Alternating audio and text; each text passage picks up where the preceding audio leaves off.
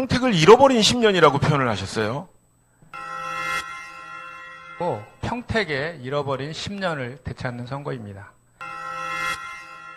평택이 인구가 63만 명이 되었습니다. 정말 우리나라에서 가장 빠른 속도로 급성장, 급팽창하고 있는 도시입니다. 제가 국회의원이 당선된 게 14년인데요. 14년부터 현재까지 인구가 44만에서 59만으로 약 15만 명이 증가를 했습니다.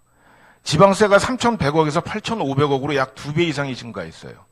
시예산이 9,400억에서 2조 2천억 정도로 지금 이거 뭐 2배 이상 증가를 한 거죠. 이 과정에서 잃어버린 건 뭡니까, 평택이? 후보님은 평택의 변화 상황을 전혀 모르세요.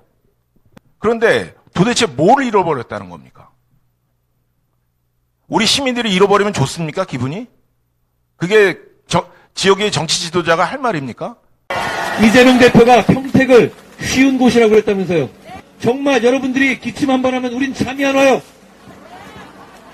정치 그렇게 해야 합니다. 지금 유이동 의원의 상대방인 그분은 어떤 분입니까? 그분 김봉현 사건에서 얘기 나오는 분 아니에요? 아니 왜 굳이 그런 분을 이 평택에 보내는 겁니까? 평택을 무시하는 겁니까? 평택은 대충 자기들이 뽑아준다고 착각하는 거야? 우리 그렇지 않지 않습니까? 평택은 지난 그 어려운 선거에서도 유이덕이란 보석 같은 인재를 지켜냈던 곳 아닙니까? 네, 짧게 여쭙겠습니다. 라임 사태에 대해서 알고 계십니까? 김현종 후보님? 네.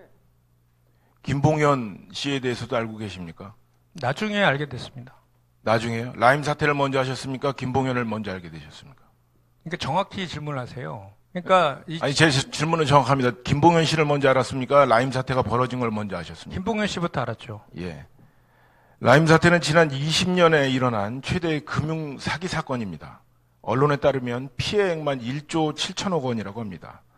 김봉현 씨는 이 사건으로 징역 30년형을 최종 확정받았습니다.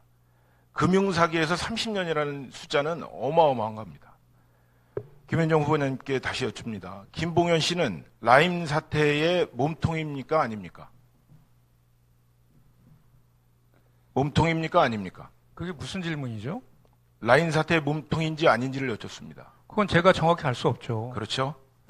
김현정 후보자는 민주노총 간부 시절인 2015년 9월 18일부터 21일까지 필리핀 클락의 고급 풀빌라인 폰타나 리조트로 김봉현 씨를 비롯해 민주당의 기동민, 이수진, 김갑수 전 열린우리당 대변인 등 야권의 정치인들과 여행을 간 것으로 보도에 알려졌습니다.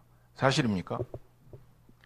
여행을 간 건 사실이지만요. 네. 그 기사의 제목에 김봉현 주도 야권 그러니까 사실입니까? 아닌지만 말씀해 주시죠. 간 건 사실입니다. 네. 김현정 후보자는 유튜브에 나오셔서 이런 김봉현을 옹호하는 발언을 서슴지 않으셨습니다. 김봉현이 라임의 몸통이라고 하는 말은 기가 막힌 말입니다. 라고 말씀을 하셨는데 몸통인지 아닌지 기억이 안 나십니까? 아직도 몸통이 아니라고 생각하십니까? 지금 제가 그 허위 사실을 지금 얘기하고 계신데요. 나중에 제가 요 내용. 그 라임 사태에서 일가에서 무슨 김봉현 대표가 무슨 그 라임의 몸통이니 뭐 전 이런 얘기했는데 기가 막힌 일입니다. 왜냐하면 김봉현 예전에 수원역에 사업을 운영하기 위해서 라임에서 돈을 빌려다 쓴 사람이잖아요. 그렇죠. 네. 그게 본질이었는데 라임 사태가 터지면서 돈을 회수할 것 같으니까 회수당하면 회사가지도 어려워지니까 그거를 막기 위해서 아주 그냥 본인 차원에서의 이런저런 일들을 좀 했던 게 다예요. 근데 그 사람이 몸통이라는 건 말도 안 돼. 뭔가 있는데 지금 안 밝혀지고 있는 거죠? 예. 개인적으로 보시기에도. 그거는 좀 더 지켜봐야 될 것 같고요. 잠시만요. 허위 사실이 저는 제 말씀을 김봉현 들어보세요. 씨를 지금 비판한 적이 없습니다. 옹호한 적이 없습니다. 예, 제가 그래서 드리는 말씀이에요. 과학고, 특성화고, 자율형 공립고 등 전문화된 학교를 유치하여 학생들에게 다양한 진학 기회를 부여하겠습니다. 특목고가 교육기회균등과 맞는 정책입니까?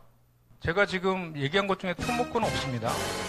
특목고가 없습니까? 네, 과학고하고 특성화고죠. 과학고가 특목고 아닙니까? 과학고가 특성화고 아닙니다. 과학고가 특목고가 아닙니까? 과학고는 특성 GTX 평택 연장 등에 대해서 잘 알려지지 않은 이야기들이 있어서 먼저 설명을 좀 드리겠습니다.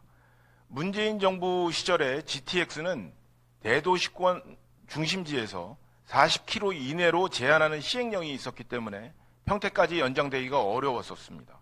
그래서 제가 21대 국회의원이 되자마자 GTX 거리 규정을 시행령에서 법으로 상향해서 60km까지 넓히는 법안을 발의한 적이 있습니다. 이렇게 해야 평택까지 연장이 가능하기 때문이었습니다.